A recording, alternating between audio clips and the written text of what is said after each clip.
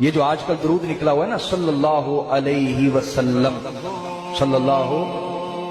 یہ جو حضور کی آل کو بیچ میں سے نکال دیتے ہیں، وہ آلی ہی نہیں کہا جاتا۔ خدا جانے کیا ٹھنڈک مل جاتی ہے وہ آلی ہی بیچ میں سے نکال کے، کیا سکون لینا چاہتے ہیں وہ آلی ہی کو بیچ میں نکال کے۔ یاد رکھیں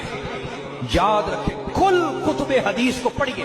کسی ایک جگہ بھی نہیں ہے کہ حضور نے درود سکھایا ہو اور ساتھ آل محمد پہ درود پڑھنے کا حکم نہ دیا ہو۔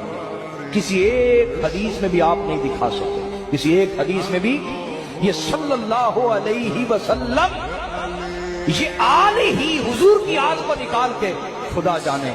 بڑے بڑے علماء کہلانے والوں نے کون سے سینے میں کیا ٹھنڈ ڈالنے کی کوشش کی ہے، لیکن یہ درود حضور کے سینے میں ٹھنڈ نہیں پیدا کرتا، کیونکہ میرے نبی نے جو تعلیم دی ہے وہ یہ کہ جب بھی مجھ پہ درود بھیجو ساتھ میری آل اولاد پہ بھی درود بھیجو۔